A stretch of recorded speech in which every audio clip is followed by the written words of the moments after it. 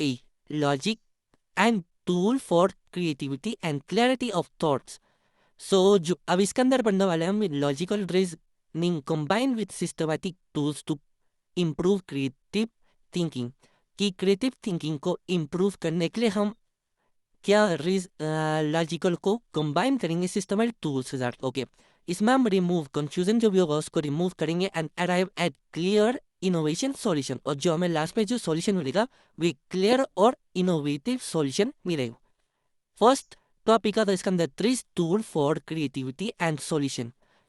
Trees जो हमने इससे पहले वाले यूनिट में पढ़ा, theory of inventive problem solving, provides some systematic tools. Okay, ये कुछ हमें सिस्टमैटिक टूल्स प्रोवाइड करते हैं जिसके कारण हम अपने जो कॉम्प्लेक्स प्रॉब्लम हो सकते हैं उसको हम सॉल्व कर सकते हैं और अपने नए नए आइडियाज और इन्वेंशंस कर सकते हैं. सो फर्स्ट आता है इसमें 40 इन्वेंटिव प्रिंसिपल. 40 इन्वेंटिव प्रिंसिपल क्या बोलता है? These are standard innovation strategies derived from the story of thousands of patents. जो हमने इससे पहले पढ़ा कि किसी भी एक एक्सपेरिमेंट को पब्लिकली इम्प्लीमेंट करने से पहले उसको thousands of टाइम क्या किया जाता है, उसको लैब में एक्सपेरिमेंट किया जाता है. तो वही इसके अंदर आता है 40 इंटेंडिंग प्रिंसिपल्स अंदर. ठीक है, फॉर एग्जाम्पल आ जाता है segmentation, local quality dimension, self services feedback. Self services आपने चेक किया होगा अपना जो भी आपका अमेजोन है, फ्लिपकार्ट है, वो जो उसके बाद उसमें फीडबैक मांगा देता है. फीडबैक का ऑप्शन क्यों दिया जाता है? ताकि वो अपने कस्टमर की प्रॉब्लम को समझे और नेक्स्ट टाइम वो प्रॉब्लम कस्टमर को फेस ना करनी पड़े या फिर यूजर को सपोर्ट ना फेस ना करनी पड़े, इसीलिए फीडबैक दिया जाता है. ओके, सो जो भी फीडबैक से क्या होता है, help in finding innovative solution quickly. Okay, next आता है हमारे पास कॉन्ट्रडिक्शन मैट्रिक्स. ये अभी वही चल रहा है सिस्टमैटिक टूल से. Contradiction matrix, the contradiction matrix is used when improving one parameter version another. Contradiction matrix कब यूज में आता है? जब आप क्या कर रहे हो, आप किसी एक पैरामीटर को इंक्रीज कर किसी एक पैरामीटर को क्या कर रहे हो, आप इंप्रूव कर रहे हो, उसके कारण दूसरा पैरामीटर क्या हो रहा है, इफेक्ट हो रहा है. फॉर एग्जाम्पल गेमिंग को लेके जाते हैं. अगर हम अपने जो भी आपने पबजी खेलते हो या बीजीएमआई खेलते हो, अगर उसमें आप अपने ग्राफिक्स को बढ़ा देते हो, फॉर एग्जाम्पल आप स्मूथ से जाके एक्सट्रीम पे चले जाते हो, तो वहाँ पे क्या होता है, बैटरी का लॉस ज़्यादा होता है. इसी को हम ये कहते हैं कॉन्ट्राडिक्शन कहते हैं. किसी एक चीज़ को इम्प्रूव करने का दूसरा इफेक्ट हो, is called contradiction. It suggest suitable inventive principle to resolve such contradiction. तो इसके लिए कुछ प्रिंसिपल है बने जो इस कॉन्ट्रडिक्शन को सॉल्व कर सकते हैं जिसके थ्रू हम. Okay, example improving speed without increasing energy consumption. कि हमें स्पीड भी बढ़ानी है और एनर्जी कंजप्शन भी कम करना है. ये कुछ ऐसे एग्जाम्पल होते हैं कॉन्ट्रडिक्शन मैट्रिक्स अंदर. ओके, थर्ड आता ideal final result. Ideal final result defines the perfect solution. Okay, नाम से समझ में आ रहा है कि एक आइडियल और फाइनल रिजल्ट जो भी आएगा वो चाहिए हमें. तो ये क्या कहते हैं कि यहाँ पे एक परफेक्ट सॉल्यूशन हमें प्रोवाइड करता है with the system performance its function with maximum benefits, minimum cost, low harm और less complexity. Example, an automatic system that work without human effect. आजकल सबसे मोस्ट कौन चल रहा है, कौन सा, जो कार्स में आपके एडास सिस्टम आते हैं या फिर ऑटो रिवर्स सिस्टम है, ऑटो पार्किंग सेंसर से कार में. तो क्या है आपका आइडियल फाइनल रिजल्ट का एक एग्जांपल है. ओके, सो नेक्स्ट आता है यहाँ पे world's known solution. World's known solution simply मतलब जो भी आपके क्या जो प्रीवियसली जो भी एक्सपेरिमेंट हुए वो ऑलमोस्ट अब जो भी नए नए प्रॉब्लम्स आ रही है वो सारे पहले ही सॉल्व हो चुके हैं. वही वर्ड्स नोन सॉल्यूशन का अंदर आता है. वर्ड्स नोन सॉल्यूशन से नाम समझ आ रहा कि ऐसे कोई प्रॉब्लम जो पहले most problems have already been solved somewhere in the world. जो भी प्रॉब्लम है वो कहीं ना कहीं किसी ना किसी कोने में किसी ना किसी कोने में सॉल्व हो चुकी है.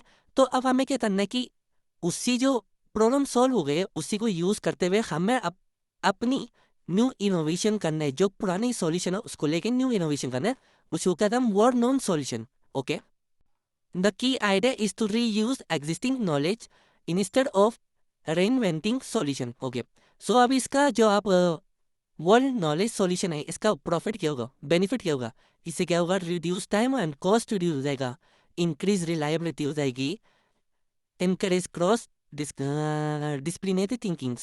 ओके, जो अलग अलग थिंकिंग है वो अलग नहीं होगी। जो आप Cortez means theory of innovation and problem solving helps identifying pattern of solution, okay, from past inventions, कि ये सॉल्यूशन पैटर्न ऑफ सॉल्यूशन को आइडेंटिफाई करता है जो भी आपके पास्ट में इन्वेंशंस हुए हैं। okay? एग्जाम्पल, जो हमारा न्यूरल नेटवर्क सिस्टम है वो किससे बना हुआ है, इंस्पायर्ड बाय ह्यूमन ब्रेन से बनाए गए। कैमरा ऑटो फोकस वो किससे इंस्पायर्ड है, ह्यूमन आई से इंस्पायर्ड है। Okay, using biologically similarly biological example दो। नेक्स्ट टॉपिक हमारे पास यहाँ आता है fundamental of problem solving. Fundamental मतलब क्या होता है, कुछ रूल्स है जिसके थ्रू आप क्या कर सकते, किसी भी प्रॉब्लम को सॉल्व कर सकते। सो रूल्स क्या क्या है, the fundamental of problem solving are the basic principle and steps means rules required to understand a problem clearly and solve it effectively in a logical and systematic manner। Simply आप इससे definition पढ़ते ही समझ लगे कि हमें इससे पहले क्या करना है, प्रॉब्लम को समझना है, देन इसको सॉल्व करना है, और सॉल्व किस फॉर्म में करना है, लॉजिकल वे में करना है और पूरा सिस्टमैटिक मैनर करना है। सो इसके कुछ स्टेप्स आते हैं फंडामेंटल प्रॉब्लम सॉल्विंग के अंदर। फर्स्ट आता है प्रॉब्लम आइडेंटिफिकेशन, जिसमें आपको प्रॉब्लम को कंप्लीटली अंडरस्टैंड करना पड़ता है और क्लियरली आइडेंटिफाई करना पड़ता है। For example, identifying the root cause of slow software performance. Software performance क्यों स्लो वर्क कर रहा है, उसकी क्या होता है, आइडेंटिफाई करना first come. Then problem analysis, अब हमें यहाँ पे क्या करना है कि प्रॉब्लम को एनालिसिस करना है, जो बड़ी प्रॉब्लम है उसको मल्टीपल पार्ट्स में ब्रेक करना है और उसके स्टडी करना, उस वाला रिलेशन है कॉज एंड इफेक्ट्स पता करना उसके थ्रू। ओके, यहाँ पे लिखा है this involves breaking the problem into small parts and studying relationship cause and effects. Okay, जो भी आपने स्मॉल स्मॉल पार्ट्स में ब्रेक किया कि अब उनके सारे के क्या बीच में रिलेशनशिप और उनके कारण क्या क्या कॉज के इफेक्ट्स हो रहे सब पता करना है आपको। Okay, tools used, causes effect analysis, function analysis. Okay, third आता है डिफाइनिंग ऑब्जेक्टिव। अब ऑब्जेक्टिव मीन्स कि अब हमें डिफाइन करना है कि गोल, कि अब हमें क्या चीज को इम्प्रूव करना है, what need to be improve, what should not frozen, और किस चीज को खराब नहीं करना है, जो पहले ऑलरेडी अच्छी है उस चीज को हमें खराब नहीं करना है, और जो खराब है उसे इम्प्रूव करना है। Okay, example, increase speed without increasing cost. Okay, cost पहले से लो है तो बस हमें स्पीड को इंक्रीज करना है, तो हम उसके लिए हमारे पास क्लियर गोल है कि हमें स्पीड इंक्रीज करना है और कॉस्ट को इंक्रीज नहीं करना है बस। फोर्थ आता है यहाँ पे स्टेप आता है identifying constraints and resources. Constraints इससे पहले वाली यूनिट में होना पड़ा लिमिटेशंस। फॉर एग्जांपल, आपके पास किसी सॉफ्टवेयर को बनाने में टाइम की लिमिट है, कॉस्ट की लिमिट है। ओके, और रिसोर्सेज की आप क्या क्या रिसोर्सेज यूज करने वाले हो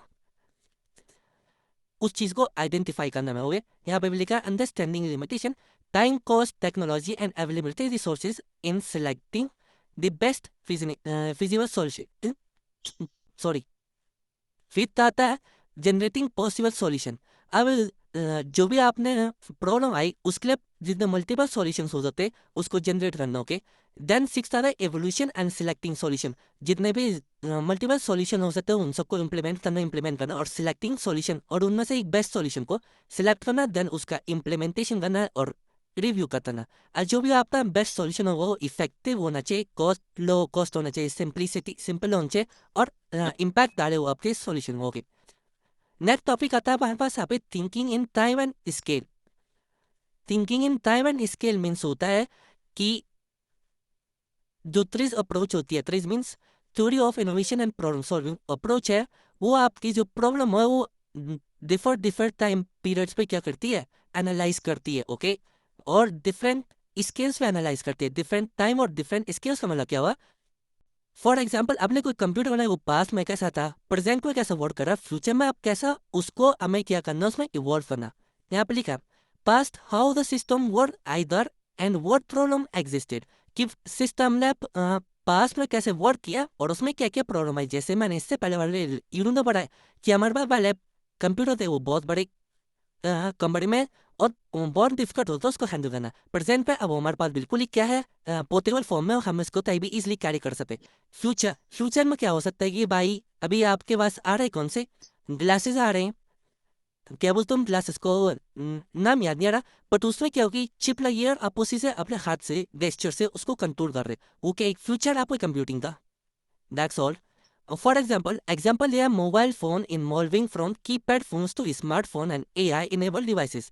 ये भी वो है थिंकिंग ऑफ टाइम है कि पहले पुराने जमाने में कैसे हम जब यूज़ करते थे कीपैड फोन यूज़ करते, अभी क्या कर रहे टच फोन यूज़ कर रहे, अब आने वाले टाइम में क्या AI इनेबल डिवाइसेस को यूज़ करेंगे हम। ओके, जिसमें हम वॉइस से कुछ भी काम कर रहे तो ऑल दो हम अभी करा रहे, बट नेक्स्ट टाइम फ्यूचर में क्या पता और एडवांस में हम उसको यूज़ करेंगे। थिंकिंग इन स्केल तो मतलब होता है कि अब डिफरेंट लेवल पर उस चीज़ को सोचना, डिफरेंट लेवल पर उस चीज़ को इम्प्लीमेंट करना। माइक्रो लेवल, सिस्टम लेवल और सुपर सिस्टम। माइक्रो लेवल मतलब बिल्कुल ही छोटे लेवल पे इंडिविजुअल कंपोनेंट, एक सिंगल कंपोनेंट का एनालाइज करना। ओके, इस सिंगल कंपोनेंट कैसे काम करा। सिस्टम लेवल मतलब पूरा आपका सिस्टम कैसे काम करा। इंडिविजुअल कंपोनेंट में आ गया आप मानते हार्डवेयर का कोई भी एक पार्ट, रैम कैसे वर्क कर रहा है, हार्ड ड्राइव कैसे वर्क कर रही है, हार्ड ड्राइव में जो रन हो रीड और राइट मेमोरी स्पीड है वो अच्छी है कैसी है। ओके, वो सब सिस्टम आ रहेगा। सिस्टम लेवल पूरा कंप्यूटर सिस्टम आपका। सुपर सिस्टम मतलब जो environmental surrounding system. Higher level पे जो सुपर कंप्यूटर्स में आते हैं। ओके, ये कंप्यूटर सिस्टम, माइक्रो मतलब CPU कंपोनेंट, और सिस्टम में आ जाता है आपका कंप्यूटर सिस्टम, और सुपर सिस्टम में आ जाता है नेटवर्क एंड न्यूयर जहाँ पे आपकी सुपर कंप्यूटिंग यूज होती है। ओके, अब जो भी आप ये थिंकिंग सबको कर दिया, फायदा क्या होगा, एडवांटेज क्या होगे, reliable hidden problem and opportunities. जो भी आपकी हिडन प्रॉब्लम है वो आपके सामने आ जाएगी, और अपॉर्चुनिटी होगी, आप उनको रिसॉल्व करो और अपना जो भी सिस्टम है उसको फ्यूचर में और ज़्यादा प्रोडक्टिव बनाओ। हेल्प प्रिडिक्टिंग फ्यूचर इनोवेशन, कि फ्यूचर में आने वाले इनोवेशन को हम प्रिडिक्ट कर सकते हैं। ओके, और स्ट्रैटेजी थिंकिंग, हम उसके लिए कोई एक स्ट्रैटेजी बना सकते हैं। नेक्स्ट है आप आता है uncovering and solving contradiction. What do you mean by contradiction. Contradiction mean simply होता है एक स्टेटमेंट या फिर एक फैक्ट या फिर एक एक्शन जो कि एक दूसरे से डिफरेंट हो। Okay, for example speed cost से डिफरेंट है, स्पीड किससे डिफरेंट है, किसी और कंपोनेंट से डिफरेंट हो सकती है। ओके, कुछ भी एग्जाम्पल ले दो आप। इन ट्रीज मीन्स जो भी बोल रखा theory of innovation and problem solving, a contradiction occur when improving one feature of a system causes another feature to growth. ठीक है, हम कभी हो जाता है कि एक फीचर को हमने इम्प्रूव किया, दूसरा फीचर ये हो गया खराब हो गया। जैसे मैंने अभी बताया था आपको कि हमने क्या किया, गेमिंग में आपने BGMI में या फिर PUBG में क्या कर लिया, हमने अपना ग्राफिक्स को हाई कर लिया तो हमारा बैटरी कंजप्शन क्या हो गया, ज़्यादा हो गया। ये भी क्या एक वही थे कॉन्ट्रडिक्शन है। बट जो traditional method presents theory of innovation and problem solving, वो किसी चीज़ फोकस करता है eliminating contradiction to achieve innovation. उसमें कॉन्ट्रडिक्शन को एलिमिनेट करना है कि अगर मैं ये कर रहा हूं तो दूसरी चीज हार ना हो जो पहले से अच्छी है। ओके, फर्स्ट आता है इसमें अनकवरिंग कॉन्ट्रडिक्शन। अनकवरिंग कॉन्ट्रडिक्शन मतलब होता क्या, mean identifying the core conflict, जो सबसे मेन कॉन्फ्लिक्ट है उस चीज को आइडेंटिफाई करते हैं हम अनकवरिंग कॉन्ट्रडिक्शन के अंदर, where improving one aspect of a system lead to the distortion of another, जहां हम एक सिस्टम को इंप्रूव कर रहे थे दूसरा क्यों खराब हो रहा है। ओके, सबसे पहले हमें कॉन्फ्लिक्ट तो क्या करना है, आइडेंटिफाई करना है। Finding the contradiction is the most important step in the uncovering contradiction. Uncovering contradiction के अंदर सबसे मोस्ट इंपॉर्टेंट स्टेप क्या है, फाइंडिंग द कॉन्ट्रडिक्शन। ओके, क्योंकि ये क्या करता है आपको डायरेक्ट इनोवेटिव सॉल्यूशन पे क्या करता है, इफेक्ट करता है। सो इसके अंदर भी अनकवरिंग कॉन्ट्रडिक्शन के अंदर टाइप्स आते हैं। फर्स्ट आता है टेक्निकल कॉन्ट्रडिक्शन और सेकंड आता है physical contradiction. Technical contradiction means technical way में कुछ भी चीज़ हम टेक्नोलॉजी में कुछ हम सिस्टम के अंदर एक चीज किस चीज़ को बढ़ा रहे हैं और दूसरी चीज़ इफेक्ट हो रहा है। एग्जाम्पल्स के तौर पे समझिए तो यहाँ पे increase in speed, increase in energy consumption, increase strength, increase weight, improve performance, improve increasing cost, increasing battery life, increasing device size. जो नॉर्मल से आपके फ़ोन में यूज़ होता है, अगर फ़ोन की बैटरी ज़्यादा बड़ी है तो डिवाइस का साइज मीन्स वेट बढ़ जाता है। ओके, सेकंड आता है इसमें physical contradiction. A physical contradiction is similar. Is a situation where one object or parameter must simultaneously possess opposite characteristic. जब क्या होता है कि ऑब्जेक्ट या फिर पैरामीटर क्या करते हैं, एक दूसरे के अपोजिटली क्या करते हैं, अपनी वैल्यू शो करते हैं. A metal should be hard for strength and soft for flexible. Okay. A road should be open for traffic and close for safety. Mobile phone should be large for यूविंग and small for portability. आप समझ आ रहे हैं example कि आपको mobile तो बड़ा चाहिए ताकि आप उसमें अच्छा देख सको, लेकिन आपको स्मॉल भी चाहिए ताकि वो क्या हो, पोर्टेबल हो, आप इजीली कहीं भी कैरी कर सकते. रोड ओपन होनी चाहिए, should be open for traffic and close for safety. कि अगर ट्रैफिक ज़्यादा है तो उसको रोड को ओपन ज़्यादा चौड़ी कर दो तो मान, लेकिन वहाँ पे क्या हो जाएगा, ट्रैफिक तेजी से रन करेगा, तेजी से रन कर दो, स्पीड इंक्रीज होगी. लेकिन हमें सेफ्टी चाहिए तो हमें रोड को क्या करना पड़ेगा, छोटा क्लोज मतलब नैरो वे में बनाना पड़ेगा ताकि वहाँ पे स्पीड स्लो रहे और ऑटोमेटिकली, ताकि एक्सीडेंट की क्या हो जाए,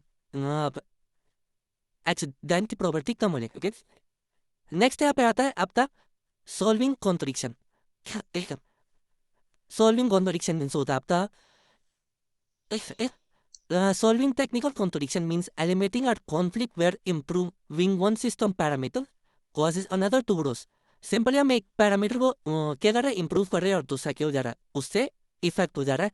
steps to solve technical contradiction means identifying the technical contradiction.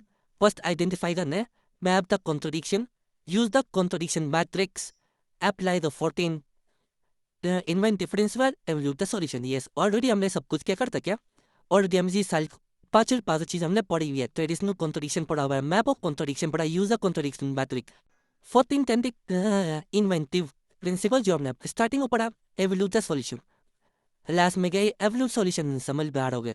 क्या करना है हमें, जो भी मोस्ट प्रोडक्टिव सॉल्यूशन है उसको इम्प्लीमेंट करना है.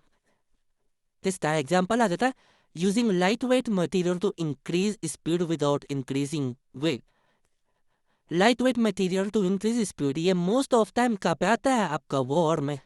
जहाँ पे आपके फाइटर जेट्स होते हैं उनकी स्पीड को इंक्रीज करना है तो आपको ऐसे मेटल यूज करना पड़ेंगे जो लाइट वेटेड होंगे. तो जिससे उसका क्या होगा, जेट का वेट भी इंक्रीज होगा. Okay. The solving physical contradiction occurs when one element of a system have opposite property at the same time, जो हमने इससे पहले पढ़ लिया. ओके. जो आपका theory of innovation and problem solving है वो contradiction bye separating the conflict requirement instead of compromise. Okay. Compromise की जगह वो कॉन्फ्लिक्ट रिक्वायरमेंट्स को सेपरेट करता है. Separate in time, separate in space, separate in condition.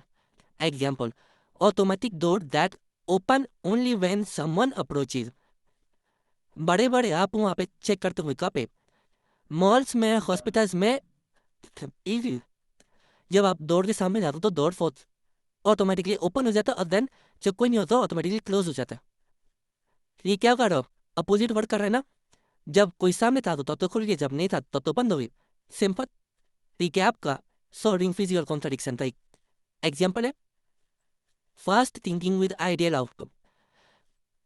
What do you mean by fast thinking with ideal outcome? Ideal thinking AIIMS, जो ideal thinking का M होता है वो होता है बेस्ट पॉसिबल सॉल्यूशन, जो हमने स्टार्टिंग में पढ़ा था आइडियल फाइनल रिजल्ट में, कि अब हमें चाहिए यहाँ पे best possible solution with minimum cost, minimum effort and resources. The goal is to approach the ideal final result. Simply, ideal final result को ही हम यहाँ पे क्या करने वाले, implement करने वाले fast thinking with ideal outcome. Ideal outcome means हमें ऐसा एक outcome चाहिए जो कि बिल्कुल क्या हो, effective हो, minimum cost और resources कम use हो. Fast thinking with ideal outcome is a trick approach that increases solving problem quickly and effectively by first imagining the ideal final result and then moving toward it with minimal effort, cost and complexity. Now, अब क्या होता है final, ideal final result क्या होता है? The system performs its function perfectly, no additional cost, harm and or complexity is added, the program is solved almost by itself. Okay, example are self-healing materials that repair damages automatically.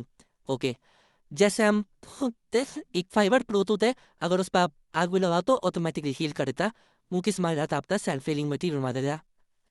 Then आता है fast thinking approach. Almost ये video काफ़ी लंबी हो चुकी है, but हम try करते हैं इसको जल्दी कंप्लीट करना है। ऑलमोस्ट लास्ट टॉपिक है हमारे पास। सो फास्ट थिंकिंग अप्रोच क्या होती है?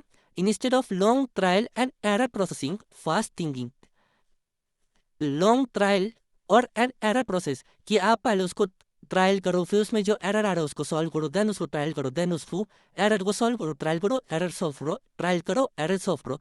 बल्कि इसको छोड़ के आप क्या अपनाओ, the fast thinking. Focus directly on the desired ideal outcome, जो आप आइडियल का आउटकम चाहिए उससे फोकस करो।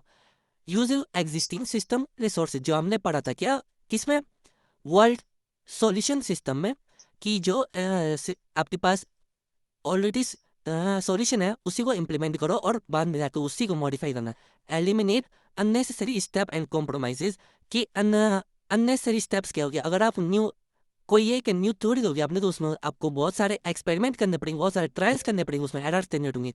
तो उन चीज़ों को छोड़ के आप जो ऑलरेडी एग्जिस्टिंग रिसोर्सेज है, फिर ऑलरेडी एग्जिस्टिंग थ्योरी है, उसको यूज़ करो एंड देन उसी को आगे जाके अपडेट करो या फिर मॉडिफाई करो। इसमें की फीचर्स क्या क्या है आपके फास्ट थिंकिंग अप्रोच में? क्लियर गोल ओरिएंटेशन थिंकिंग होती है इसमें, रिड्यूस एनालिसिस टाइम होता है, effective use of available resources होता है, efficient use of available resource, जो भी आपको रिसोर्सेज अवेलेबल होता है आप उसको अच्छे ढंग से यूज कर सकते हो। इनकरेज इनोवेटिव सॉल्यूशन को आप प्रोड्यूस कर सकते हो। Example, designing an automatic street light system that turn on only when the movement is detected, saving energy without manual control। तो ऑटोमेटिकली स्ट्रीट लाइट जो आप यहाँ पे बोलने वाला कि जो रात भर जो ऑटोमेटिकली स्ट्रीट लाइट जलती रहती है, उसकी जगह पे हम कोई ऐसा सिस्टम बनाए कि जब आप कोई इंसान वहाँ पे मूवमेंट होता हो तो उसी टाइम पे वो लाइट जले, और जब इससे क्या होगा कि जो भी वहाँ पे एनर्जी है वो सेव हो जाएगी। क्या बेनिफिट क्या है इसके? फास्ट प्रॉब्लम सॉल्विंग होती है ऑन फास्ट थिंकिंग अप्रोच के कारण। क्या होते हैं बेनिफिट्स? कि फास्ट प्रॉब्लम सॉल्विंग होती है, कॉस्ट इफेक्टिव सॉल्यूशन है, higher system ideality then and reduce complexity. Guys मेरा गला बहुत दौड़ने लगे भी यार, पता नहीं क्यों जो कम लगे।